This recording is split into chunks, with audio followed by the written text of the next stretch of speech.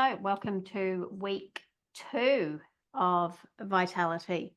We're obviously a different location this time. We're back from Bali, Yeah, back home. which was, I think I mentioned last week, incredibly challenging with the food.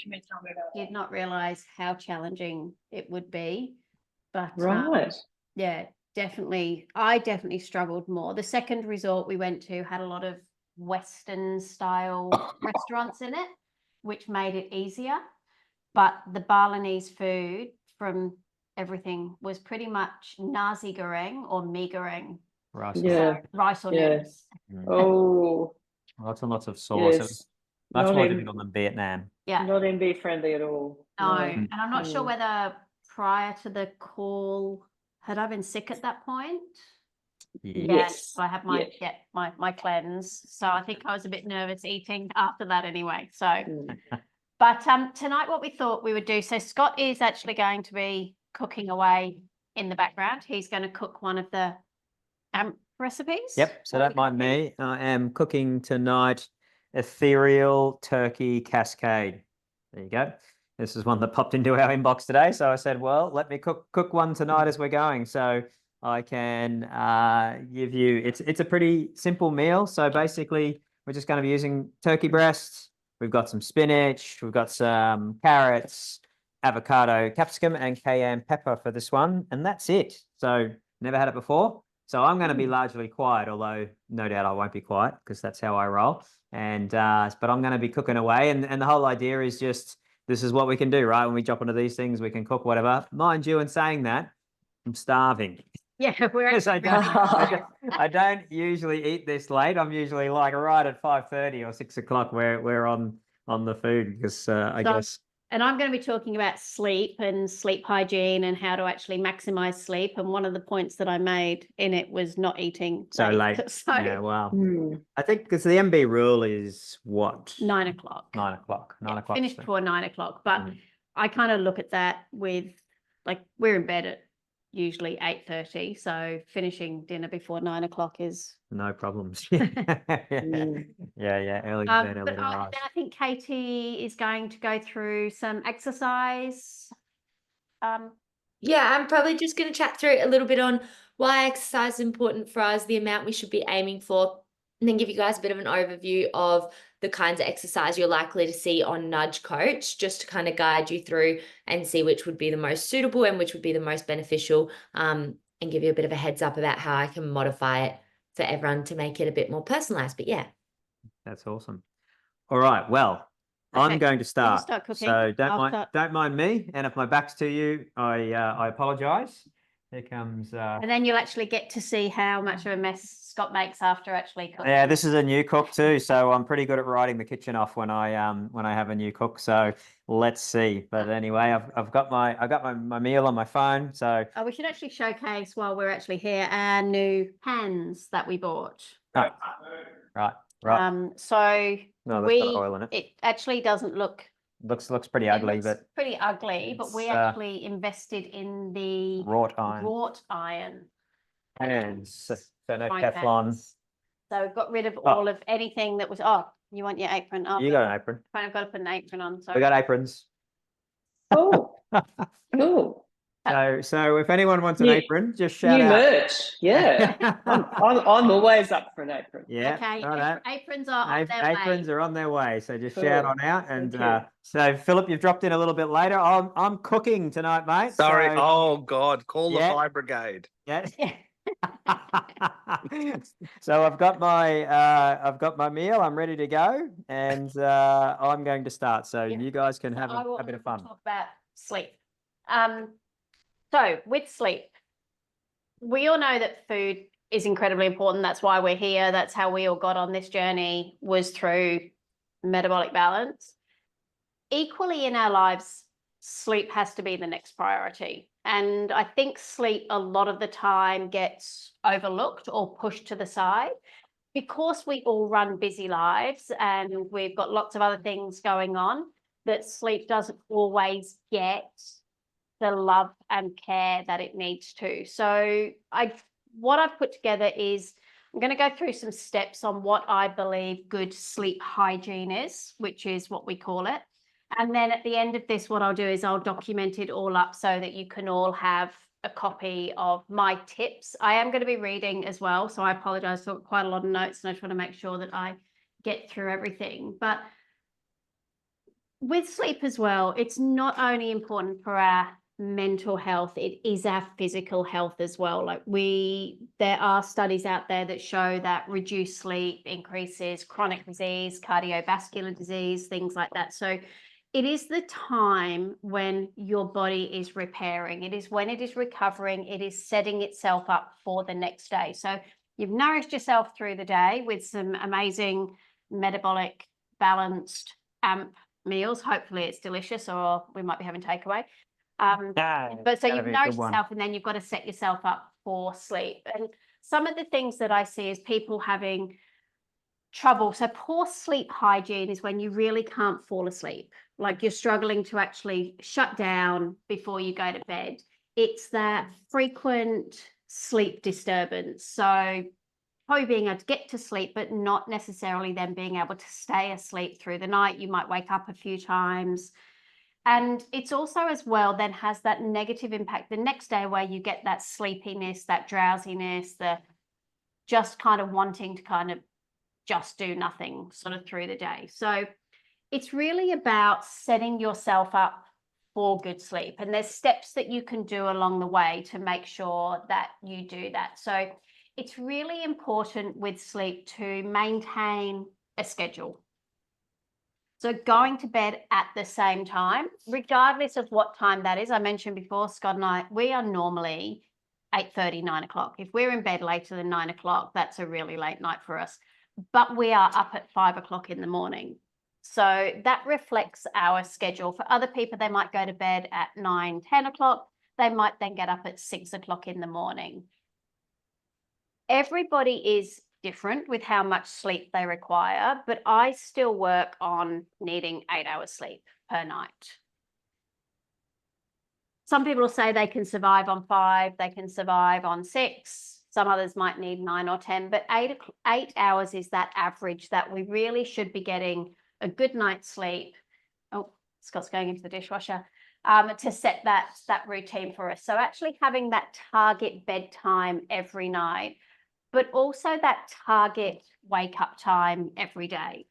And once you get into that, so if you start going to bed, say at 8 o'clock one night, and then you go at 11 o'clock the next night, and then you go at 9 o'clock at midnight, you're not actually setting yourself up for good sleep, because the body needs that routine. It needs to know when it's going to go to sleep, and then it needs to set that habit as to when it's going to wake up as well. A lot of us, I would say, all of us on this call have been through times where other priorities have kicked in: oversleep, work, study, socializing, exercise. We'll put a lot of those things forward ahead of us. But what happens is when we do that, the next day we wake up and we're tired and we're sluggish, and we don't perform that day the way we should. So even just stopping the work, kind of going, okay, I'm home now, work has to stop. Let's set ourselves up for the evening. Let's stop the noise. The next day we can get up and we can be more productive in those waking hours. If the noise is too much. How's the noise? Quick noise check. Am I good? Yeah, fine. Oh, that's Yep. genius. Cool. The other thing that I find is that a lot of people want to adjust their sleeping hours. So they kind of go, okay, I'm used to going to bed at 10 o'clock or 11 o'clock, and I'm getting up at 5 o'clock. I'm not getting my good 8 hours sleep. I need to actually get 8 hours sleep. So then they'll try to go to bed 2 hours earlier, and they can't actually get to sleep. You need to have slight adjustments for that. So if you want to shift your sleeping time, do it by 15, 20 minutes for a couple of days, and then shift it again and shift it again, to allow the brain to actually realize that that's what you're doing. If you just kind of go, yep, I'm going to go to bed at 5 o'clock, you're probably going to be sitting there twiddling your thumbs trying to work out what to do in that time. as much as Scott is not going to like me saying this, daytime naps are out. No, they're not.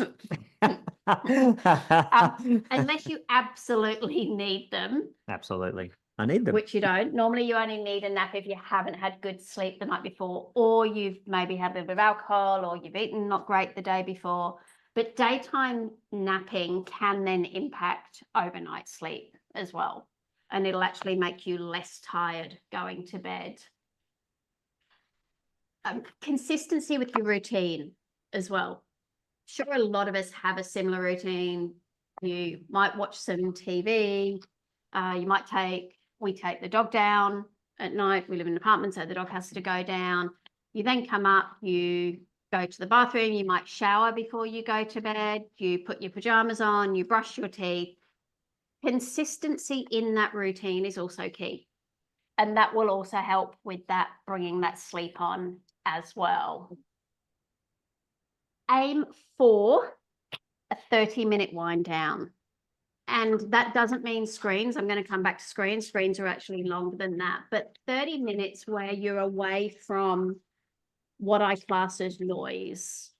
And that can be, and that's any type of noise. That can even be having a discussion with the family. It could be doing some exercise, thinking about that. Give yourself that 30 minutes to just sit and calm. You can read in that time. You can listen to some music. You can put on some meditation. You can do whatever you want, but try to do that 30 minutes away from that.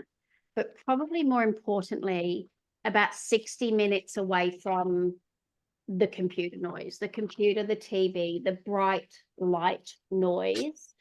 You want your body to start producing melatonin to make sure melatonin is the sleep hormone. It's what we need to make us go to sleep. And that bright light that we get from any sort of screens will impact our ability to create that melatonin. So it's going to then become harder to actually go to sleep. Dimming your lights. If you've got lights in your bedroom, making sure that they're not the bright white lights, the dimmed lights, getting dimmers as well on your light switches to allow for that. Having a nice bedside lamp can also help. And I would also say phones away from the bedside table. A lot of people use their phones for an alarm, for that wake-up call. Just move it, even if it has to be in the room, move it away from the bedside table. Even if it goes into that night mode, just physically knowing the phone is there, you're more aware of it. So you always can potentially be listening out for it as well. Focusing on what I would say is don't necessarily focus on falling asleep if you are struggling to fall asleep. Focus more on relaxing. Don't sort of get into bed and go, okay, I have to fall asleep now, because you actually put a lot of pressure on yourself to actually fall asleep. Focus more on, I'm going to lie here and I'm going to relax and I'm just going to calm down. And a lot of the time you'll then drift off into sleep as well. I struggle to switch off at night. I will go to bed and start thinking about everything else. I have recently started listening to nighttime meditation. There's a number of really good apps that are out there for that. Insight Timer, Calm. There's also another one called Headspace. I am pretty selective in what I listen to. I found that there's some people that I listen to that drive me insane with their voice. And it actually keeps me awake. And then there's other people that it is really calming. And I listen to something called Yoga Nidra, which is a guided meditation talking about falling asleep. I bought some new headphones that just actually clip onto my ear. And what I find with that is that when I've got them on, sorry, my computer's recording my voice. When I've got them clipped onto my ear, I can fall asleep and don't really notice them. A lot of the time in the morning, they're still there, but other times I have to find them in the bed as well. optimizing. So actually your daytime habits as well will impact your nighttime habit. And probably the most important one in this, and it's pretty easy in Queensland, most of us get it, but getting out into the sunshine, allowing your body to create serotonin. So serotonin is our feel-good hormone. It keeps us energized. You need serotonin to be able to produce melatonin. So if you have poor serotonin levels, you'll struggle at night with converting that serotonin into melatonin. It'll reduce. So even during the day, making sure you're out, getting some nice sunshine, being sun smart and being mindful, but getting that good daytime routine will also help with that nighttime routine. Being physically active, Katie can sort of talk about this afterwards, but obviously physical activity can also help. We have to fatigue the mind, but a lot of the time we also have to fatigue the body as well. So exercise, movement is definitely what I would prescribe there. Don't think it's relevant to anyone on here, but no smoking, limiting alcohol. Alcohol will impact your sleep. And a lot of time the alcohol impacts the sleep because we may have a drink or two in the evening. We will then go to bed. We'll actually be really tired from the alcohol. But the effects of the alcohol can wear off through the night. And that is then what tends to wake you up through the night. So it's the alcohol actually wearing off that will give you that, that funny sort of sleep. And obviously caffeine as well. Caffeine stays in the body for around 12 to 15 hours. So any caffeine that you have after probably mid-morning is going to still be in your system when you go to bed at night. So my preference is always ditch the caffeine after the morning. If you're going to have coffee, have it in the morning, and then in the afternoon, a herbal tea, or with lunch, a herbal tea. If you are having coffee, decaf coffee would be better at that stage as well. And then my favorite thing, because I love shopping, making sure that the environment that you are sleeping in is comfortable as well. So making sure if you need a new mattress, go get a new mattress. Don't put up with one that you've been thinking about changing for years. Really nice pillows, really comfortable bed linen as well. Again, coming into this time of year, a lot of people are probably now going to start sleeping with air conditioning on, and there's a lot of people that don't like the air conditioning being on at night. But if your body temperature is too warm, you're definitely going to struggle to stay asleep. At nighttime, your body temperature will cool down to allow the body to repair and recover and do everything that it needs. So consider even the bed linen that you're using as well. Comfortable PJs. If you wear PJs, if you don't, you're probably comfortable anyway. But if you do wear PJs, make sure they're comfortable. I just think how many times I've been and bought PJs and thought they look really cute and lovely. And then you try to go to sleep in them and you spend all night trying to adjust them because they're the most uncomfortable. They might have looked good, but they really weren't the most comfortable. So even just getting down to the clothing with that. Blocking out light is another thing. And this is one that I'm not good at. I enjoy sleeping with my blinds open because I enjoy waking up to the sunrise. That's usually what wakes me up in the morning. But if you live somewhere and you've got a lot of light outside, so if there's street lamps, things like that, that can also impact your sleep. So even considering an eye mask, there's some really amazing blockout eye masks that are around, which can really help with removing that light noise as well. And obviously the noise around, like drowning out any noise that's around as well. So if we live in an apartment, if I was in the bedroom and someone was in the lounge room and the TV was on, I would hear the TV because we're so close. So it's then kind of working out how you can adjust that noise. And that's pretty much it with sleep. It's really about that consistency and making sure there's lots of other information about sleep. I actually had a discussion with a gentleman today that was waking up pretty much every day between 1 and 2 a.m. in the morning. If we actually look at Chinese medicine principles, that time of the sleep cycle is actually related to the liver. So it's when the liver's actually regenerating, it's when it's producing new blood.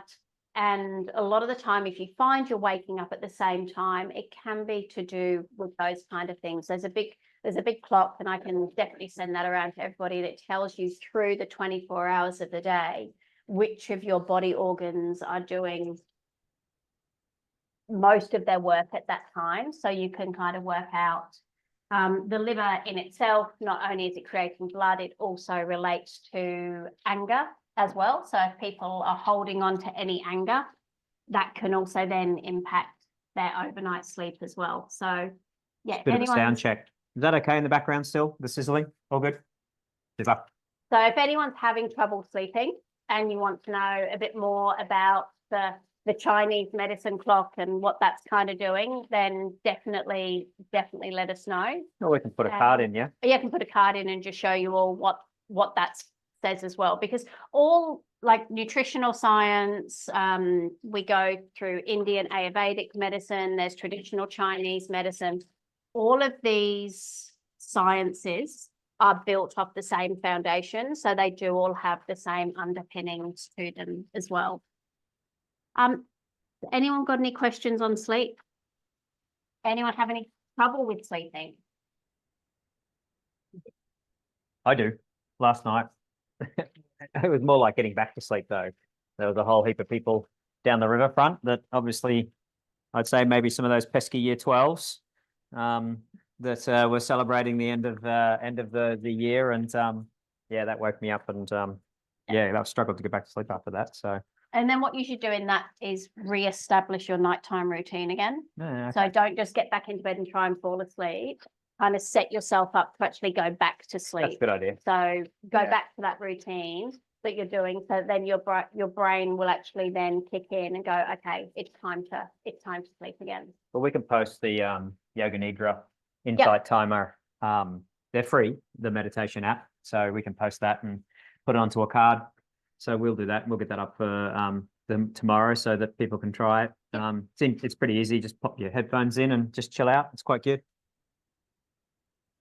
Right. Similar to you, Karen, as well. I've done the sleep meditation before, and it's very, very helpful, especially when you need to just unwind after tech at the end of the night. Like sometimes, obviously, you don't have 60 minutes or that half an hour, which is completely understandable. And so that kind of helps me unwind a little bit quicker.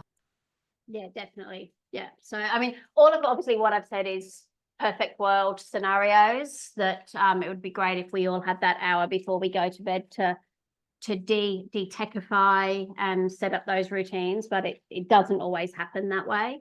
So yeah, bringing in those meditations can definitely help adjust with that as well. But over to you, Katie, with exercise. Cool. I mean, obviously very similar trends in terms of the routine and building those healthy habits. When you're kind of speaking about exercise and sleep, like Karen said, you've kind of got your nutrition and what you're filling your body with. And then I suppose you've got your sleep that kind of goes hand in hand, or it's secondary kind of to that diet. And then obviously your exercise and well-being comes into that as well. In terms of your exercise habits, I think the really key thing for me, and the most important thing that I'll always tell everybody, is to kind of build the routine that's most suitable for you and set your own personalized exercise targets. So when I'm talking today, I'm kind of going to be talking about why exercise is important and then some exercise recommendations. But obviously there's no expectation to go from 0 to 100. So starting small and kind of having those manageable little exercise bites to start to build that routine, same as changing your sleep time, building that, moving it 15 minutes at a time. It's very similar with exercise. So you don't want to start and go out the gate far too quick and then kind of struggle to maintain those habits.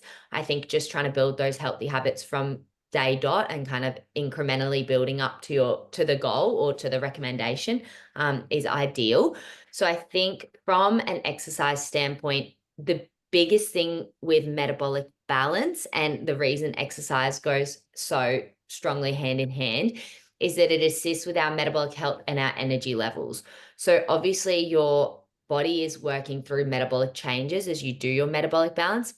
I know that a lot of us have kind of built a relatively healthy routine with metabolic balance now, and I know a lot of you have been on metabolic balance for quite some time, but obviously those metabolic changes are still occurring within your body, and that exercise can really help supplement that physical well-being while you're going through these changes.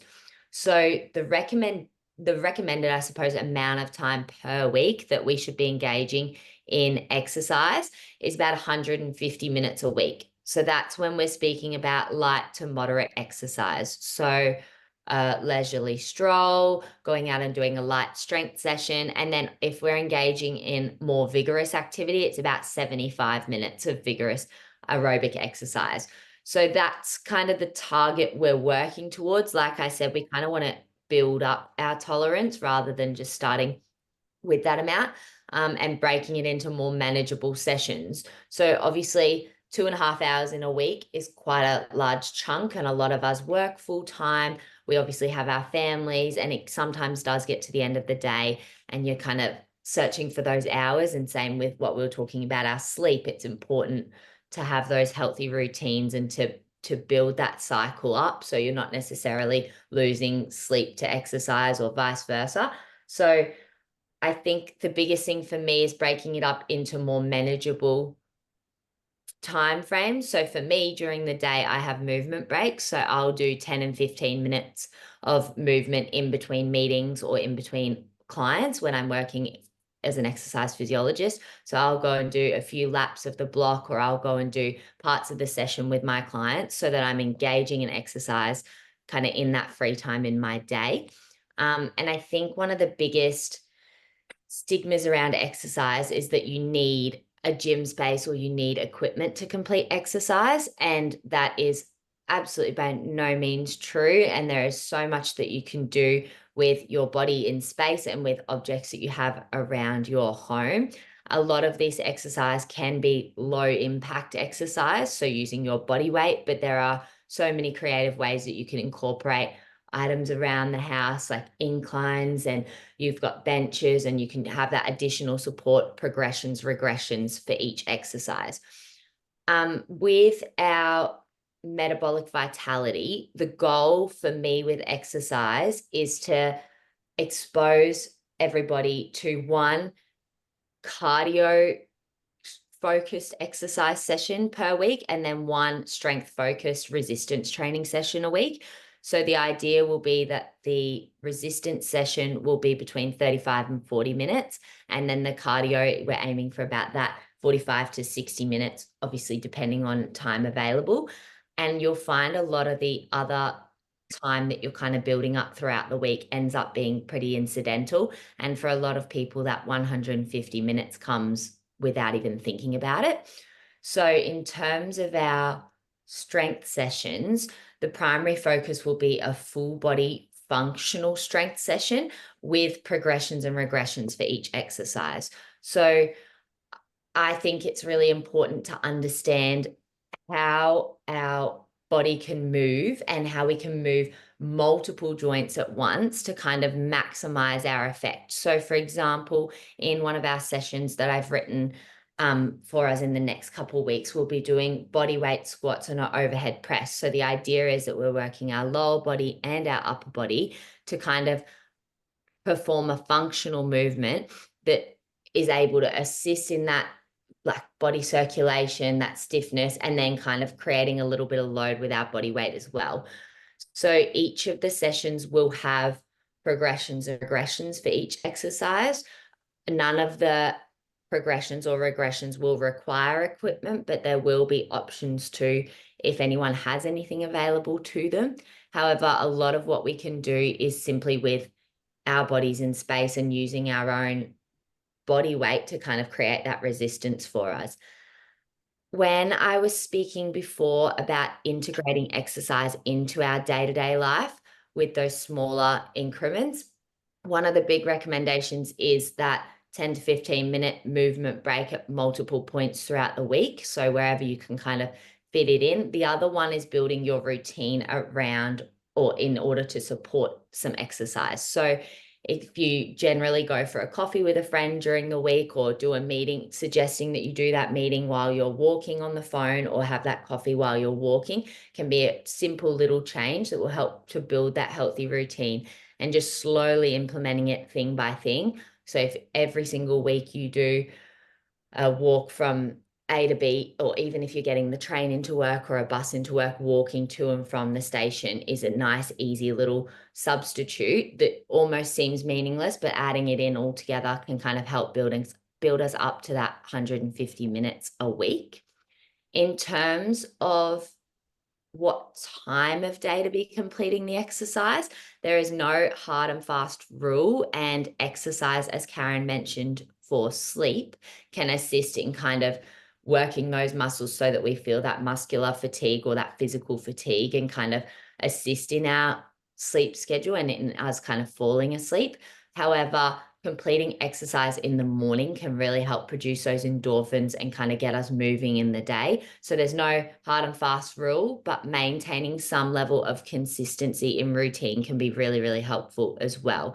So obviously, if you are generally completing exercise in the morning and then shift to a nighttime session or shift to a nighttime walk, whatever it happens to be, having that change in your schedule can be quite challenging for your routine. So trying to maintain that consistency wherever you can.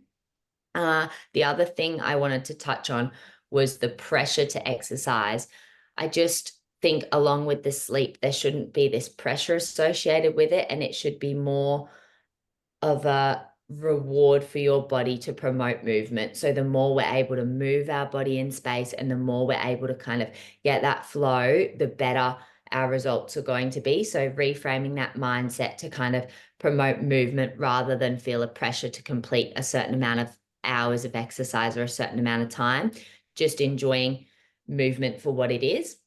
Often I like to listen to a podcast or my music while I'm completing exercise, and I honestly don't even realize where the time has gone 90% of the time.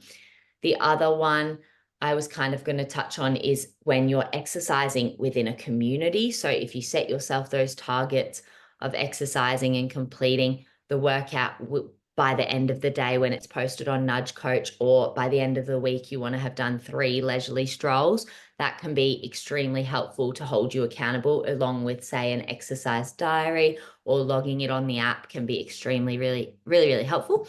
But yeah, I think the biggest takeaway from this one is to kind of ensure that you're incorporating exercise into your routine. So don't change your routine to exercise, just try and slot it in where you can.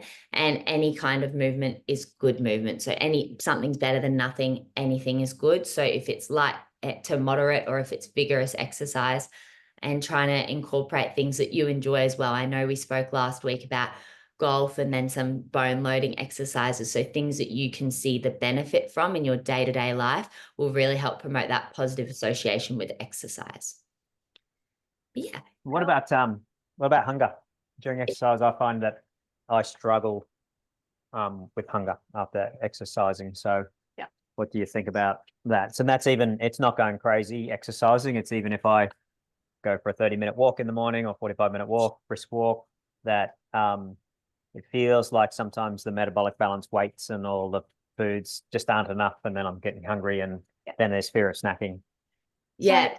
Oh, sorry, Karen. Sorry. So from a metabolic balance point of view, sorry, Katie. It's remembering that the amounts on your metabolic balance plan are the minimum weights of foods that we need. That doesn't necessarily take into consideration exercise, and everybody is going to be different with that.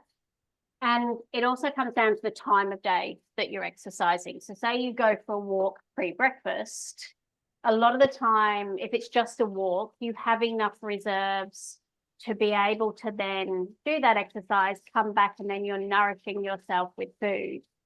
You may then notice later on in the day that in the afternoon, you're actually really quite hungry. And it's then important to make sure that on those days that you're exercising, you increase your portion size to make sure you've got enough fuel on board for that.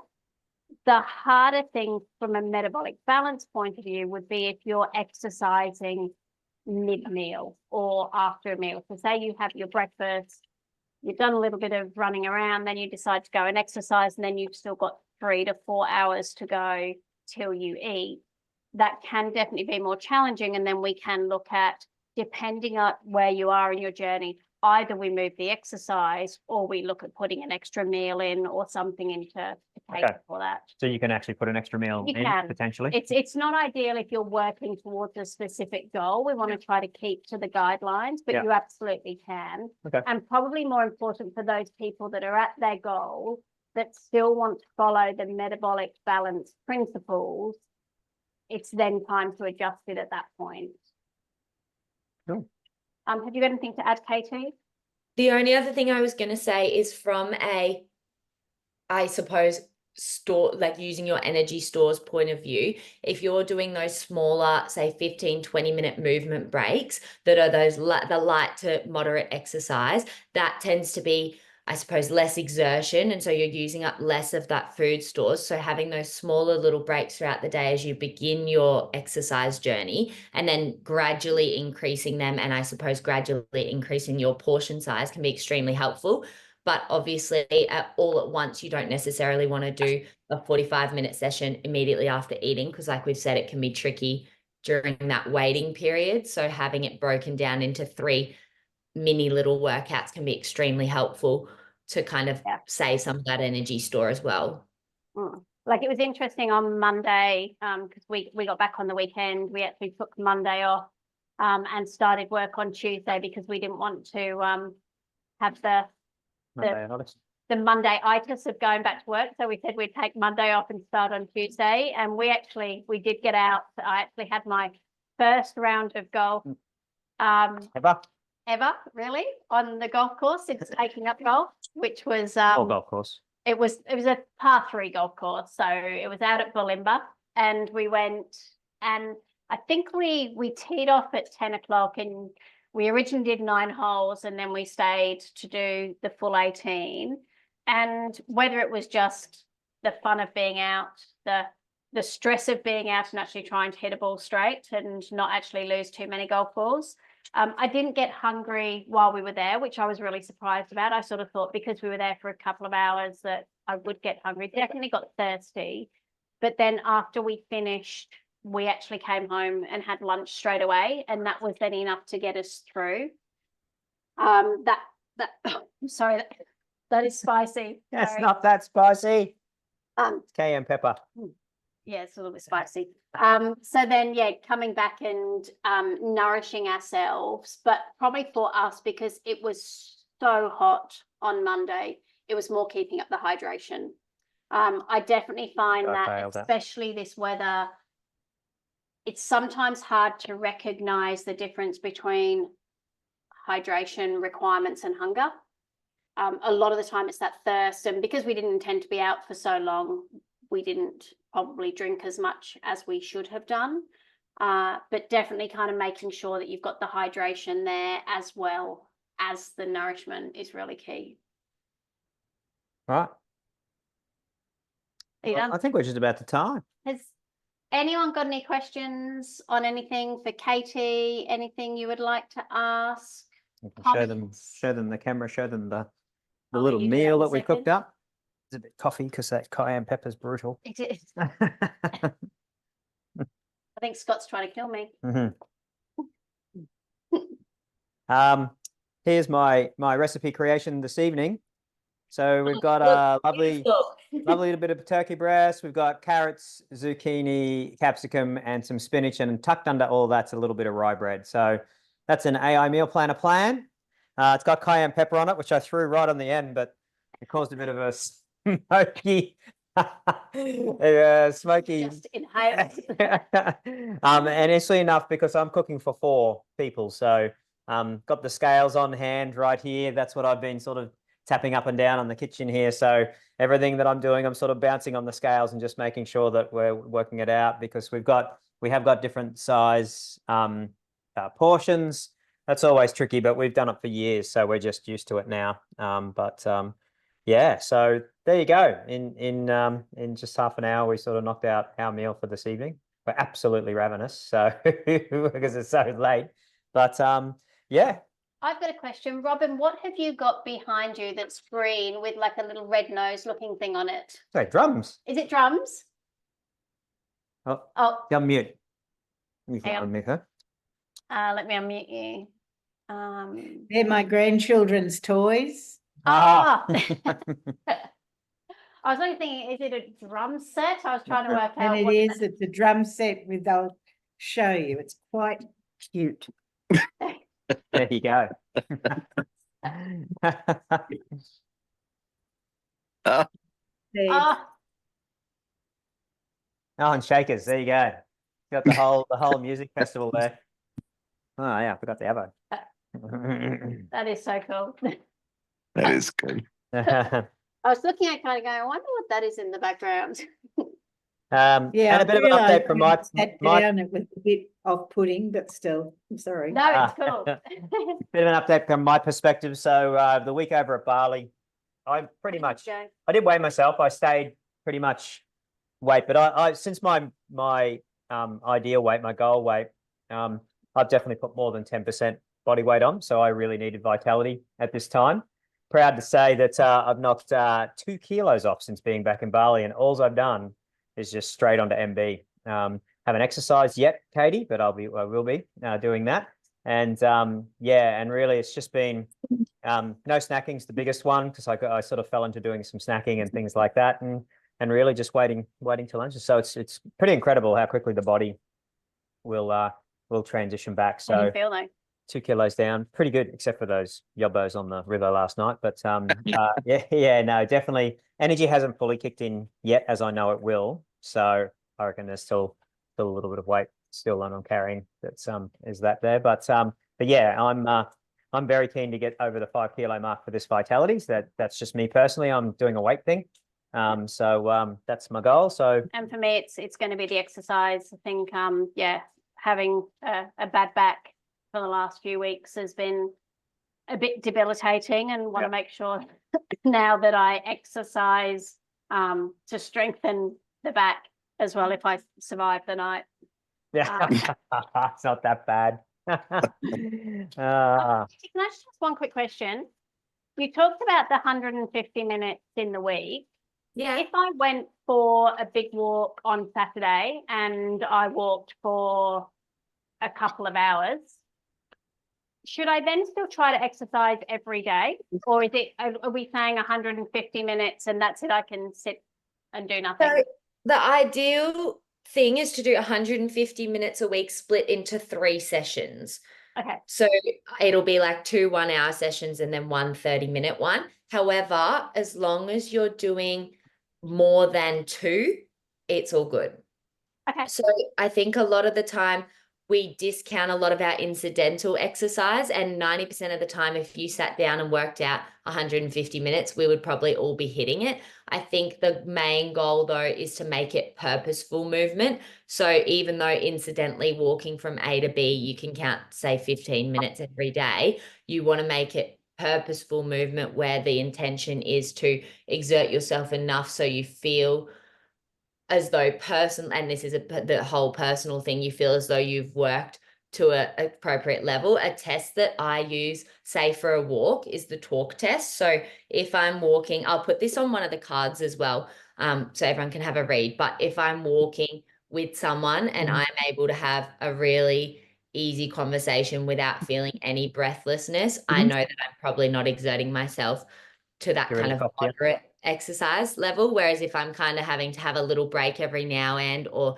kind of a puff, honestly, I could talk in any conditions, but it's a helpful little test to kind of know if you're reaching that moderate intensity.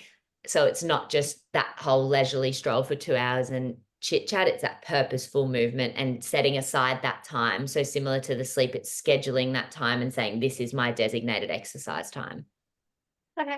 But as long as you're moving for 2 days in the week, ideally I split it over 5 and I'll do 30 minutes for 5 days. But yeah, splitting it up can be really helpful to build those healthy habits. But yeah, as long as we're hitting 150 minutes over 2 days. So maybe that's what we'll do in the next one, dear. So I'm getting more and more extreme in the things we're trying. I'm cooking tonight. Next week, we're going to go for a walk while we're doing this thing. That should be interesting. I've got to Long as get it's not storming. I've got to get Go this and cake talk. ready. So maybe we can all do a walk and talk and get that 30 minutes in. So that cayenne pepper, be careful putting cayenne pepper onto a smoky pan. It's not good. We're just holding it together here. But other than that, we're Thank good. you. Thanks everyone. Have an amazing Thank you. week. Any questions you have got for myself, Katie, Not so much me. not so much Scott, but tech, Scott, that kind of thing, Tech. let us know. And yeah, have Have an a good amazing week, and evening. hopefully you're If hitting you your do goals. Meals, Philip, did you go shopping for your ingredients? I did a little bit, Karen, not a whole lot. The storm was incoming, and I thought, get home. Yeah. No, it was interesting. We Tomorrow actually is had we had a different meal planned tonight because there was a few amp meals, and it was sort of like there's two different Woolworths. Kind of one's got a lot more than our other one, just a local one. And it was like, right, quick, change the plan because Yeah. Armageddon was coming. So That meal plan is fantastic, though. yeah, I said so it we to just switched Karen to a this morning. second plan. Awesome. Yeah. Oh, Super- awesome. Well, super simple. let's see the photos of what you're Yeah, creating. I'll have for to the pull one up episode. tonight. Yeah. And if Anyone wants an I think apron? I will do the aprons. Custom. um, Karen made this like 15 minutes before we jumped on. She's pretty talented. So aprons are on their way. Awesome. Love it. All right, team. Amazing. Have a good Bye. evening, Good everyone. evening, everyone. Enjoy. Good luck Bye. this week. See you. Bye.